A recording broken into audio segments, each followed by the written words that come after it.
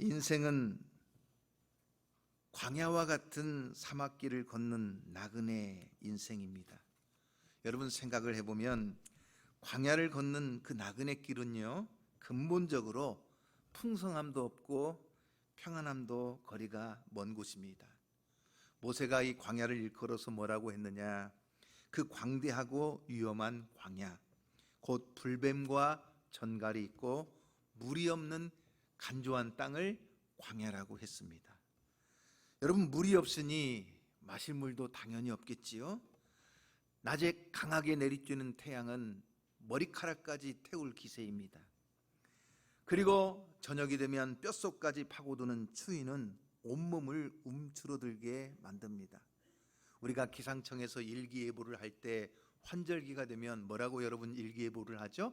낮과 밤의 일교차가 크므로 건강에 유의하시기 바랍니다. 다시 말하면 낮과 밤의 일교차가 크다는 것은 우리의 건강을 지키기가 어렵고 감기라든가 여러 가지 질병이 찾아오기 쉽다는 말인데, 광야는 바로 이 낮과 밤의 일교차가 굉장히 큰 곳이에요. 뿐만 아니라 간조한 땅이니 발바닥이 아플 지경입니다. 그리고 전갈이나 불뱀 같은 독성을 지닌 짐승들의 위험이 도사리고 있고, 심지어는 강도들이 숨어 있다가 재산과 생명까지 빼앗는 일들이 종종 있습니다. 바로 이것이 광야예요. 이 광야에 들어가고 싶은 사람 누가 있겠어요? 할 수만 있으면 광야를 피하고 싶고 꽃길만 걷고 싶은 것이 모든 사람의 마음 아닙니까? 그러니 요즘에도 유행하는 말이 뭐예요? 꽃길만 걸으세요.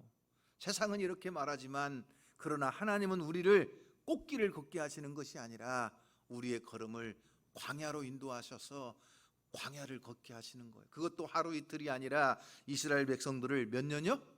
40년이나 되는 긴 세월을 광야를 걷게 하셨으니 도대체 하나님이 어떤 분이신가? 왜 하나님이 택하시고 출애굽하게 하시고 하나님의 거룩한 백성 삼으셔서 왜 광야로 걷게 하시는가? 우리는 하나님의 마음을 어떤 때는 잘 이해하지 못할 때가 있어요. 톨스토이는 자신의 참회록에서 이런 이야기를 소개해주고 있어요.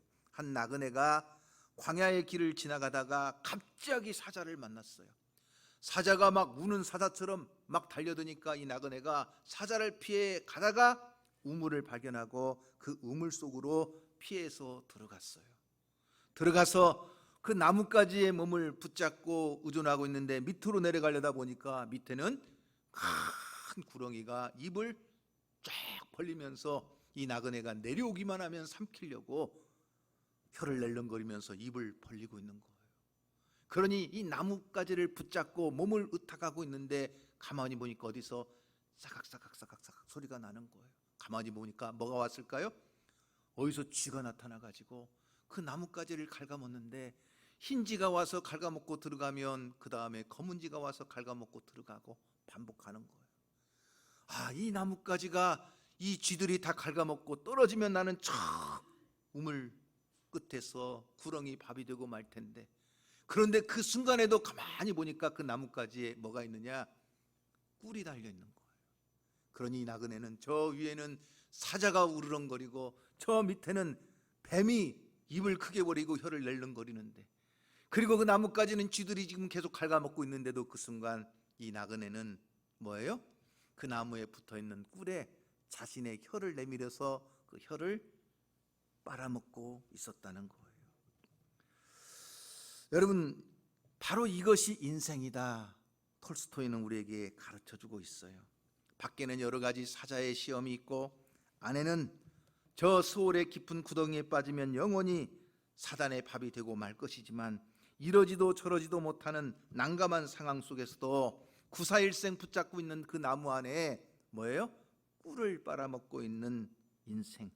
지들의 여러 가지 낮과 밤이 존재하는 세월의 여러 가지 절망의 상황 속에서도 잠깐의 그 기쁨 때문에 혀를 내밀어 꿀을 먹고 있는 그 나그네처럼 우리의 인생은 때때로 우리의 절망을 잃어버린 채 그 세상의 달콤한 미혹에 빠져 그 꿀의 유혹을 견디지 못하는 것이 우리의 인생이라고 표현을 해주고 있어요. 여러분, 어쩌면 지금 저와 여러분은 광야를 걷고 있어요. 코로나19라고 하는 혹독한 광야를 뼛속 깊이 체험하면서 지금 광야의 길을 걸어가고 있어요. 과연 이 광야를 걷고 있는 이러한 상황이 우리에게 복이 될 것인가? 과연 우리는 이것을 복이라고 고백할 수 있는가 하는 것입니다. 이스라엘 백성들이 광야의 40년이라는 시간을 거쳐 하나님의 약속하신 가나안 땅에 들어간 것처럼 코로나19의 시간 역시 우리에게는 분명히 녹록한 시간이 아니지만, 그러나 이 광야의 고난, 코로나의 고난도 돌이켜보면 지난주 말씀드린 것처럼 우리가 어떤 믿음의 눈, 어떤 시각을 가지고 보느냐에 따라서 우리에게 복이 될 수도 있다는 사실입니다. 여러분, 광야가 복이라고 믿으십니까? 아멘이 하나도 없으시네요. 목사님, 나 꽃길만 걷고 싶어요. 다 이런 것 같은데. 광야도 여러분에게 복이 되는 줄로 믿으시기를 바랍니다. 왜 우리에게 복이 되느냐? 여러분, 첫째는 우리의 마음이 어떠한지를 시험하는 곳이 광야이기 때문에 그래요. 자, 여러분 오늘 2절 말씀을 한번 읽어볼까요? 2절 말씀을 다 같이 한번 읽어봅니다. 시작. 내 하나님 여호와께서 이 40년 동안에 내게 광야 길을 걷게 하신 것을 기억하라. 왜 광야로 걷게 하셨어요? 그것도 40년이나? 왜 광야예요? 꽃길이 아니고? 그 이유가 있어요. 그 다음에 시작. 이는 너를 낮추시며 너를 시험하사 내 마음이 어떠한지 그 명령을 지키는지 지키지 않는지 알려 하심이라. 하나님이 세 가지를 말씀하시죠. 광야에 들어가서 광야의 길을 걷게 하시는 이유는 너를 겸손하게 낮추기 위해서다. 두 번째는요, 네가 하나님의 말씀을 지키는지 안 지키는지, 다시 말하면 하나님을 사랑하는지 사랑하지 않는지 너의 마음을 알아보고 싶어서다. 세 번째는요, 네가 하나님의 명령을, 하나님의 말씀을 잘 지키는지 하나님이 알고 싶어서다 하는 거예요. 여러분, 우리가 이 광야와 같은 고난이 없으면 우리는 너무나 교만해져요. 자기 능력을 너무나 과시해요. 그래서 허영으로 부풀러지고 껍데기로 포장하는 일에만 혈안이 뒤어요. 그래서 조금만 낮은 자리에 앉는 것을 견디지 못하고 어떻게 해서든지 높은 자리에만 올라가기를 원해요. 그래서 최고급 아파트에 살아야 되고 가장 좋은 차 타야 되고 뭐든지 좋은 음식 먹어야 되고 이것만이 인생의 가장 큰 복으로 알고 살아가요. 그러지 못하면 실패한 인생처럼 스스로 절망하고 그렇지 못한 사람들을 향해서 갑질하는 경우도 굉장히 많아요. 왜? 교만해지기 때문이에요. 그런데 하나님께서는 우리에게 이 광야에 들어가게 하심으로 우리의 마음이 낮아지게 하시는 거예요. 다시 말하면 겸손해져서 하나님이 쓰시기에 합당한 일꾼으로 우리를 만들어 주시는 거예요. 여러분, 요즘 코로나 때문에 돈이 아무리 많아도 해외여행도 못 가잖아요. 여러분, 돈이 아무리 많아도 밤에 막 춤추고 막 술 먹고 막 놀고 하는 건 못 하잖아요. 막 서로 모여가지고 다른 사람 뒷담화하고 앞담화하고 하는 것도 함부로 이제 못 하잖아요. 오히려 이런 코로나를 통해서 우리는 우리 자신을 돌아보고 과연 내 마음이 낮아짐으로 하나님 앞에서 우리의 마음이 어떠한지를 시험하는 기회가 될 수 있기를 주님의 이름으로 축원합니다. 쉽게 원망불평 늘어놓고 절망하고 쉽게 포기하는 것이 아니라 오히려 내 마음이 하나님을 사랑하는지, 내 마음이 또 하나님과 가까워지기를 원하는지, 잃어버린 일상 상황 속에서도 흐트러지지 않고 끝까지 믿음을 지키면서 하나님의 말씀, 그의 명령을 지키는지 안 지키는지 자신의 믿음을 시험하는 기회가 되는 것입니다. 여러분, 코로나가 금방 끝날 줄 알았지만 벌써 얼마예요? 약 1년 9개월입니까? 10개월입니까? 기간이 오래 지나고 있고, 지난 주간에는 벌써 또 변종 바이러스가 또 생기면서 유럽은 발칵 뒤집히고 지금 전부 다 봉쇄하는 일들이 생겨나고 또 두려움들이 생깁니다. 이거 언제까지 갈 것인가? 이제는 그 변종 바이러스는 백신도 효과가 없어진다고 하니까 사람들은 막 두려움이 떱니다. 이럴 때 과연 우리는 정말 이 코로나의 이 광야와 같은 길을 걸어가면서 우리의 마음이 어떠한지, 내 믿음이 어떠한지를 여러분 스스로 돌이켜보고 자기 자신에게 믿음의 점수를 먹여볼 수 있기를 원합니다. 여러분은 과연 하나님이 이 광야의 길을 걸어갈 때 믿음의 점수를 먹인다면 여러분은 몇 점 정도 받으시겠어요? 대학교에는 F가 있어요. 과락을 하면 다시 제시를 봐야 하는데 과연 나는 믿음의 탈락인지 아니면 하나님 앞에서 믿음으로 좋은 점수를 받을 수 있을 것인지 여러분 자신의 마음과 자신의 믿음을 시험해 보는 거예요. 하나님이 광야의 길을 들어가게 하신 것은요, 원래 하나님의 의도가 있어요. 여러분 신명기 8장 1절 말씀을 읽어보시면 하나님이 왜 광야로 이스라엘 백성들을 인도하셔서 40년을 걸어가게 하셨느냐. 자, 8장 1절 말씀을 읽어볼까요? 시작. 내가 오늘 명하는 모든 명령을 너희는 지켜 행하라. 그래요. 그리하면 어떻게 하신다는 거죠? 너희가 살고, 그 다음에는요 번성하고, 그 다음에는요 여호와께서 너희의 조상들에게 맹세하신 땅에 들어가서, 그 다음에는요 그것을 차지해. 원래 하나님의 마음에 뭐예요? 살게 하시고 번성하게 하시고 약속하신 땅에 들어가게 하시고 그 땅을 차지하게 하시기 위해서 광야로 들어가게 하시는 거예요. 다시 말하면 광야는 하나님의 약속의 땅, 하나님의 축복을 누리기 위한 통과, 경유지예요. 그러므로 광야가 인생의 종착점이 아니라 광야는 축복을 향한, 하나님의 약속을 향한 경유지라는 사실을 기억해야 돼요. 그러기에 하나님의 진정한 마음, 하나님의 본심은 광야를 통과해서 우리가 살게 하시고, 광야를 통과해서 우리가 번성하게 하시고, 광야를 통과해서 우리가 약속의 땅에 들어가게 하시고, 광야를 통과해서 하나님이 약속하신 그 축복을 차지하도록 하시기 위하여 우리로 광야로 걷게 하시는 줄로 믿습니다. 그런데 이 마음이 어떠한지 하나님이 알고 싶어 했는데 이 마음에 하나님이 없고 그 믿음 안에서 명령을 지키지 못하는 사람은 그 입술에 항상 죽겠다, 망했다, 이제는 끝났다, 절망이다, 항상 이런 말만 늘어놓는 거예요. 이제 가나안에는 못 들어간다, 여기서 죽는다, 우리는 망했다. 하나님의 마음과는 전혀 상관없는 자신의 마음을 가지고 자기의 입으로 불신앙의 말만 떠들어 놓는 거예요. 하나님은 광야를 들어가게 하실 때 하나님의 마음이 있다는 거예요. 그래서 그 결과가 무엇이냐면 여러분 7절 말씀부터 한번 읽어보세요. 하나님이 자 살고 번성하고 땅을 들어가서 차지하게 하시는데 어떻게 하시느냐. 7절 말씀부터 한번 읽어볼까요? 시작. 내 하나님 여호와께서 너를 아름다운 땅에 이르게 하시나니 그것은 골짜기든지 산지든지 시내와 분천과 샘이 흐르고 밀과 보리의 소산지요 포도나무와 무화과와 석류와 감람나무와 꿀의 소산지라. 내가 먹을 것에 모자람이 없고 내게 아무 부족함이 없는 땅이며 그 땅의 돌은 철이요 산에서는 동을 캘 것이라. 할렐루야. 이게 하나님의 마음이에요. 그래서 하나님이 이곳에 이르도록 하기 위해서 어디로 통과하게 하시는 거예요? 광야를 지나면서 마음이 겸손해지고 더 하나님의 마음을 품고 하나님의 명령을 지키면서 그 약속을 누리게 하시는 줄로 믿습니다. 오늘도 저와 여러분이 우리의 마음을 알고 싶어 하시는 하나님 앞에 우리의 마음을 활짝 열고 우리의 믿음을 보여주고 우리의 입술로 하나님을 찬송할 수 있는 성도가 되기를 주님의 이름으로 축원합니다. 두 번째, 왜 광야가 우리에게 축복이냐? 광야는요 하나님만 바라보고 하나님만 의지하는 곳이기 때문입니다. 길도 없어요. 농사지을 땅도 없어요. 아무것도 없어요. 그런데 그 광야는요 하나님을 의지하지 않고는 한 걸음도 내디딜 수 없고 하나님의 손을 붙잡지 않고는 한 발짝도 갈 수 없는 곳이 광야예요. 그런데 하나님이 그 광야에서 이스라엘 백성들의 앞서 구름기둥 불기둥으로 나타나셔서 그들을 보호해 주시는 거예요.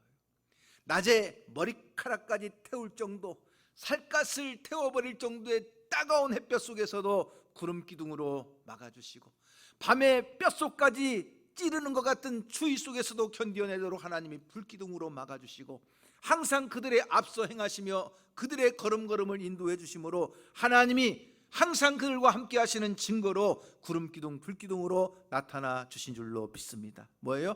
하나님만 바라보라는 거예요. 하나님만 의지하고 따라가라는 거예요. 아무리 먹을 양식이 없고 마실 물이 없어도 하나님께서는 매일매일 하늘에서 만나를 내려주셨어요. 엿새 동안 하늘에 만나가 내려옵니다. 그리고 일곱째 날인 안식일에는 만나가 내려오지 않아요. 욕심껏 만나를 많이 거두어도 그 다음 날이 되면 썩어버려서 먹을 수가 없어요. 안식일 날에 아무리 만나를 거두려고 나가도 헛수고뿐이에요. 그러면서 이들이 깨달은 것이 있어요. 우리는 하나님만 바라보고 하나님만 의지하고 그리고 하나님께 순종해야만 살아갈 수 있는 존재구나. 벌써 광야의 40년 기간이 안식일을 거룩하게 지키는 훈련이요, 하나님의 말씀을 지키는 훈련이요, 우리가 육의 양식을 위해서 사는 존재가 아니라 하늘의 양식으로 주님을 바라보며 살아가야 할 존재임을 하나님이 가르쳐 주신 줄로 믿습니다. 그들이 수고해서 얻은 것이 아니라 전적으로 하나님이 은혜로 하늘의 이슬처럼 내려주시는 양식이에요. 내 육신의 수고로 모든 것을 다 할 수 있을 것처럼 보이지만, 그러나 하나님께서는 하나님을 바라보고 의지하는 자들에게 때를 따라 돕는 은혜로 채워주시고 역사해 주시는 줄로 믿으시기를 바랍니다. 마실 물이 없는 광야에서도 하나님은 반석에서 생수가 나게 하시고 그 생수를 공급하여 주심으로 그들을 살게 하여 주시는 거예요. 자, 여러분, 만나와 생수를 먹이신 하나님의 뜻이 뭐예요? 오늘 여러분 신명기 8장 3절 말씀을 읽어보시면 하나님께서 이렇게 가르쳐 주시는 거예요. 다 같이 한번 읽어보겠습니다. 시작. 너를 낮추시며 너를 줄이게 하시며 또 너도 알지 못하며 내 조상들도 알지 못하던 만나를 내게 먹이신 것은 사람이 떡으로만 사는 것이 아니요 여호와의 입에서 나오는 모든 말씀으로 사는 줄을 알게 하심이라 하는 거예요. 할렐루야. 우리는 떡으로만 사는 존재가 아니구나. 무엇으로 살아야 된다고요? 하나님의 말씀으로 사는 존재이구나. 하나님이 이것을 가르쳐 주시는 거예요. 하루 세끼 밥만 먹고 사는 것이 아니라 우리의 모든 일상생활에서 하나님의 말씀을 마음에 새기고 그 말씀을 지켜 순종함으로 우리의 영혼도 살고 우리의 육신도 강건하고 우리의 범사가 하나님의 복으로 채워지는 줄로 믿으시기를 바랍니다. 그러므로 우리는 매일매일 눈만 뜨면 무엇을 먹을까, 무엇을 마실까, 무엇을 입을까를 고민하는 존재가 아니라 내가 하나님의 나라와 그 의를 위해서 무엇을 할 것인가를 기도하면서 말씀에 순종하는 삶을 살아가면 하나님이 이 모든 것 위에 더해 주시고 하나님이 채워주실 줄로 믿으시기를 바랍니다. 하나님은 우리에게 영원히 목마르지 않는 생수가 되시는 예수 그리스도, 생명의 떡이신 예수 그리스도를 우리에게 보내주셨어요. 여러분 요한복음 6장 55절 말씀에 보면 내 살은 참된 양식이요 내 피는 참된 음료라고 말씀하셨어요. 내 살을 먹는 자, 내 피를 마시는 자는 내가 그 안에 거하고 나도 그 안에 거한다고 가르쳐 주셨어요. 그래서 영원히 목마르지 않는 정말 생명수와 같은 축복을 우리에게 허락해 주시는 줄로 믿습니다. 아무리 우리가 땀 흘려 수고하고 아무리 몸부림치며 노력해서 얻은 결과 귀한 것이겠지만 그것은 또 우리에게 갈증을 더해줘요. 우리에게 영원한 만족이 되지 못해요. 하나님만이 우리에게 채워주실 때, 하나님만 바라보고 의지할 때 구름기둥 불기둥으로 인도하시고 보호하시는 것처럼, 하늘의 만나와 반석의 생수로 먹고 마시게 하시는 것처럼 하나님의 은혜 가운데 우리의 삶이 아름답게 채워지고 복되게 나타나는 줄로 믿으시기를 바랍니다. 오늘 저와 여러분이 사람이 떡으로만 사는 존재가 아니에요. 여호와의 입에서 나오는 말씀으로 살아야 된다는 것을 알고 하나님의 신령한 양식, 하나님의 신령한 음료를 사모하고 살아가는 저와 여러분이 될 수 있기를 주님의 이름으로 축복합니다. 세 번째는 광야가 왜 복이냐? 여러분, 광야는 간조한 땅이에요. 뱀과 전갈이 있는 땅이에요. 광야에는 낮은 뜨겁고 밤은 추운 곳이에요. 이곳에서 사람이 산다는 것은 불가능해요. 이곳을 40년이나 지난다는 것은요 거의 말라 죽는 것, 아니면 어떤 독사나 맹수에게 죽는 것, 당연한 거예요. 그런데 오늘 4절 말씀에 보면 그 광야 40년을 지나온 다음에 모세의 입에서 이렇게 고백하고 있는 거예요. 자, 4절 말씀을 한번 읽어볼까요? 시작. 이 40년 동안에 내 의복이 헤어지지 아니하였고 내 발이 부르트지 아니하였느니라. 여러분 신명기 29장 5절 말씀에서도 가서 보시면 신명기 29장 5절에도 이렇게 고백하고 있어요. 주께서 40년 동안 너희를 광야에서 인도하셨거니와 너희 몸에 옷이 낡아지지 아니하였고 너희 발에 신이 휘어지지 아니하였으며 그랬어요. 40년 동안이나 그 광야를 지나오는데 문제는 뭐 옷이 낡아지지 않고 신발이 헤어지지 않았다는 거예요. 발이 부르트지 않았다는 거예요. 왜? 하나님이 지켜주셨고 하나님이 함께 하셨기 때문에 그 하나님의 손을 붙잡고 한 걸음 한 걸음 날마다 주님과 동행하며 걸어가는 그 길에는 하나님께서 지켜주시는 줄로 믿으시기를 바랍니다. 여러분 상상을 해보세요. 아니 40년을 광야를 지나가는데 옷이 낡아지지 않아요? 40년 동안을 광야길을 걸어갔는데 신발이 헤어지지 않아요? 저는 좀 몸무게가 있고 체중이 그래서 그런지 좀 제 걸음걸이가 반듯하지 않아서 그러는지 신발을요 한 3, 4개월만 신으면 발이 이렇게 한쪽으로 이렇게 신발이 이렇게 기울어집니다. 아마 걸음걸이가 조금 잘못돼서 그런 것 같아요. 그래서 신발이 나중에 뭐 한쪽으로 이렇게 삐딱, 특히 왼쪽 신발이 이렇게 삐딱하게 서 있어요. 그래서 신발이 항상 기울어져 있어요. 발 뒤쪽도 한쪽으로만 많이 달아요. 그래가지고 신발을 사실은 오래 신을 수가 없어요. 그런데 여러분 40년을 광야의 길을 걸어오는데 신발이 헤어지지 않았다. 옷이 낡아지지 않았다. 왜요? 하나님께서 기적으로 역사하시고 그들의 삶을 지켜주셨기 때문인 줄로 믿습니다. 바로 이것이 하나님의 은혜예요. 지금도 나는 꽃길을 걷고 싶은데 왜 하나님은 나로 이 광야의 길을 걷게 하실까? 그래서 늘 눈물로 기도하지 않으면 살 수 없고 늘 하나님을 손을 붙잡지 않으면 한 걸음도 옮겨날 수가 없고 그 밤에 찾아오는 무서운 두려움과 그 살을 찌를 것 같은 공포 때문에 늘 벌벌 떨어야 되고 그래서 하나님 아니면 주님 손 붙잡지 않으면 살아갈 수 없는 그 광야의 터널을 지나갈 때마다 우리가 기억할 것, 그러나 뒤돌아보니까 하나님은 우리의 옷이 낡아지지 않고 신발이 헤어지지 않고 발이 부르트지 않도록 하나님이 고난 중에서도 항상 막아주시고 항상 하나님이 위기 속에서도 우리를 지켜주신 줄로 믿으시기를 바랍니다. 하나님은 우리의 방패요 요새요 산성이요 구원의 뿔이 되시는 줄로 믿으시기를 바랍니다. 바로 이것이 광야의 기적입니다. 그러므로 주님 손 놓고는 하루도 살아갈 수 없는 존재, 날마다 주님 손 붙잡고 우리가 찬송가에 나오는 것처럼 날마다 한 걸음 한 걸음 주님과 동행하며 걸어갈 수 있기를 소망합니다. 제가요 가끔 스마트폰에서 카카오톡이라는 게 있어요. 여러분 카카오톡 다 아시죠? 우리 성도들 거의 카카오톡을 해요. 그래서 카카오톡에 들어가 가지고 성도들의 근황을 잘 볼 수가 있어요. 그러면 어디 가서 무엇을 먹었는지, 어디 여행을 갔다 왔는지, 어떤 분은 심지어 새 옷을 샀는지, 가족 행사가 있었는지 카카오톡에 보면요 요즘은 저절로 잘 알 수가 있어요.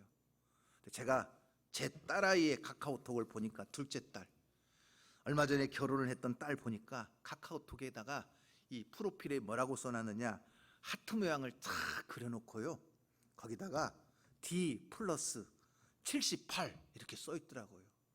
그 D 플러스 78이 뭘까 보니까 그 밑에 9월 11일 이렇게 써있어요. 그날이 뭐냐면 자기 결혼식 한 날이거든요. 자기가 결혼식 가서 지금 신랑을 만나서 살아간 지가 지금 며칠 됐다는 거예요? 78일 됐다는 거예요. 저도 몰랐는데 애가 벌써 결혼한 지 78일이 됐구나 이렇게 이제 생각이 돼요. 요즘 애들은요 막 100일이면 100일, 1년이면 1년 별 행사들을 다 만들어서 해요. 그런데 여러분 그것을 보다가 또 우리 교회 권사님 한 분을 보게 됐어요. 우리 이미 권사님인데 이미 권사님이 사실은 올해 위암 수술을 했잖아요. 광야를 지금 통과하고 있는 거예요. 광야를 지나가고 있는 거예요. 근데 좋은 것도 있어요. 프로필 사진을 보니까 무슨 연예인인 줄 알았어요. 살이 쫙 빠져가지고 날씬해져가지고 예뻐진 것도 있는데 거기에 보니까 뭐라고 써 있느냐, D 플러스 284 이렇게 써 있어요.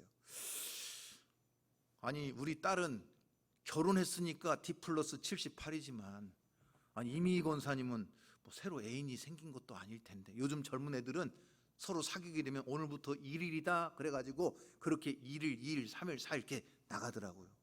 아니 이미 권사님 무슨 애인이 생긴 것도 아닌데 D 플러스 284일이 뭔가 보니까 위암을 수술하고 위를 지금 다 잘라냈잖아요. 그리고 위암 수술 후에 하루하루 살아가는 날들을 주님과 동행하는, 그래서 그 밑에 보면 임마누엘 이렇게 프로필에 써놨어요. 임마누엘이 뭐죠? 하나님이 우리와 함께 하신다. 그러니까 이제는 지금까지의 삶과는 다른 거예요. 위암을 수술해서 위를 다 잘라내는 위암 수술을 하고 이제 다시 살아가는 이 생명의 날이 주님 손 붙잡고 하나님과 함께하는 하루하루예요. 그러니까 T 플러스 지금 284일이 지금 오늘이 된 거예요. 이렇게 주님 손 붙잡고 가다 보면 284일이 1284일이 되고 12840일이 되고, 그렇게 하나님이 옷이 낡아지지 않고 신발이 헤어지지 않도록 붙잡아 주신 것처럼 우리의 삶의 걸음을 지켜주시고 인도하사 마침내 약속의 땅에 이르러 하나님의 복을 누리게 하시는 줄로 믿습니다. 사랑하는 성도 여러분, 그래서 오늘 신명기 8장 6절 말씀은 우리에게 이렇게 권면을 해주는 것입니다. 다 같이 한번 읽어볼까요? 내 하나님 여호와의 명령을 지켜 그 길을 따라가며 그를 경외할지니라. 이렇게 주님을 따라가며 하나님을 경외하면 하나님이 우리의 모든 것을 지켜주시고 하나님이 약속하신 것을 누리도록 인도해 주실 줄로 믿습니다. 광야가 하나님 앞에서 복이 되는 줄로 믿고 믿음으로 이 광야를 잘 통과하는 저와 여러분 될 수 있기를 주님의 이름으로 축원합니다.